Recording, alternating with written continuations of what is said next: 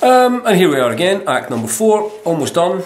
Act 4 starts with Macbeth going back to see the three witches, and it's all double, toil and trouble, fires burning, cauldrons bubble, and all the rest of it. Remember all the body parts being thrown into the cauldron, creating the spell. All these things go in. The apparitions come out, if you like. It's by the pricking of my thumbs, something wicked this way comes. Of course, referring to Macbeth, and you know that kind of the sort of ironic use of the word wicked. They are themselves, of course, extremely wicked, but they use that word to describe Macbeth. He comes in, of course, with his secret black and midnight hags and starts to demand answers. And they, of course, come up with the apparitions. The first one being the armed head. And remember, we spoke about that in class, so make sure you know what these things all refer to. And they, of course, say, beware Macduff, beware the Thane of Fife. Second one is a bloody child. And that would be laugh to scorn the power of man, for none of woman born shall harm Macbeth. So, of course, Macbeth is rubbing his hands thinking, well, Macduff, you can live, because why have I got to fear you? And remember, that was that whole business about, you know, natural births. And if everyone is born of a natural birth, then of course Macbeth has no one and nothing to fear. The third apparition is the child with a crown on its head, holding a tree in its hand, which of course we know later from the play is of course extremely important, sort of symbolically. But the apparition says that Macbeth shall never vanquished be until great Birnam Wood to Dunsinane Hill shall come against him. Birnam Wood, of course, being the forest and somewhere in the south of Scotland, and Dunsinane being the sort of fictional castle in which Macbeth lived. He, of course, wants to go one further. He's determined this isn't enough. It's not enough information. He wants to know about Banquo. He wants to know if the apparition, if the original prophecy regarding Banquo's sons becoming king, whether that will come true or not. So he kind of forces the witches into telling him.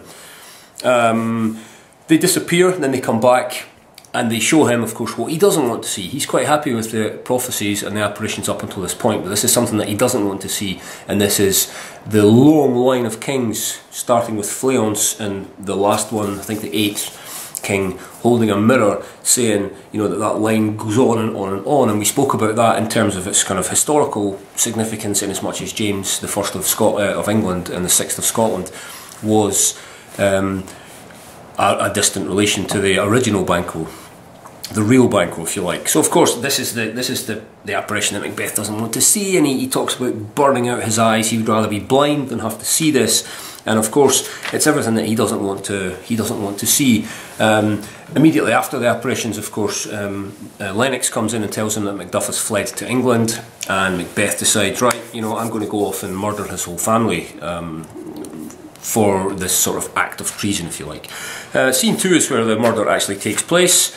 We didn't speak about that too much in class, and the third and final scene in Act 4 is the very kind of intriguing scene between Malcolm and Macduff that we did spend quite a lot of time on, and that is that kind of whole can I trust you, can you trust me sort of situation, where Malcolm is trying to work out if Macduff is actually for real, or whether he's a spy who's been sent down by Macbeth to find out what his plans are, and perhaps even to have him killed.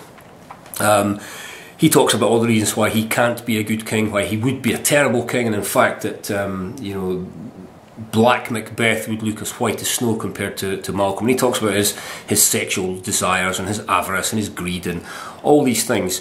In the hope that he'll get the correct reaction from Macduff, which he does. Macduff, of course, despairs and says, you know, there is no hope.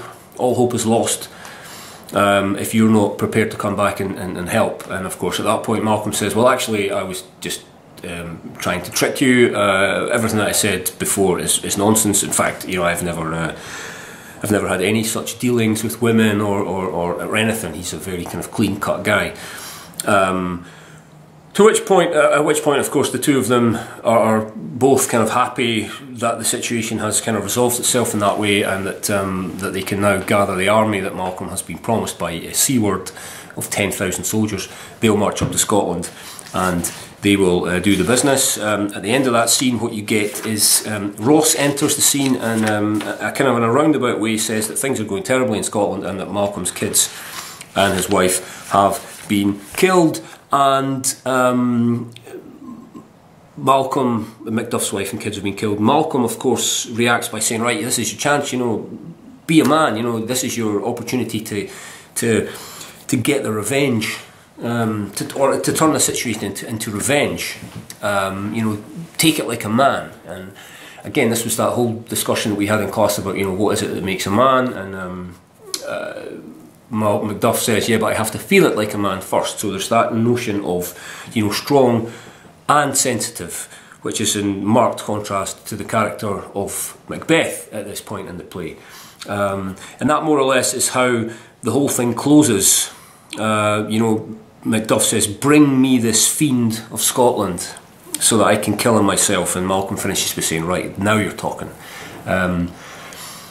That's, I suppose, the most important scene in terms of there's quite a few good quotes, so have a look through that as well. You know, things like the description of Macbeth as being black and being treacherous, and no one in horrid hell can top Macbeth in evils. That's another nice quote. There's a few other ones as well from this scene, devilish Macbeth. So it's the two of them kind of sparring and describing Macbeth in many different sort of negative ways. We've of course got the apparition, so in terms of things that you need to make sure you know about, and I'm not telling you now, make sure you know what all these things stand for. I mentioned it earlier, but you know, the three apparitions stand for particular, you know, people. They're all very symbolic, so that's something else you have to learn. And that's it for now. We'll see you in Act 5.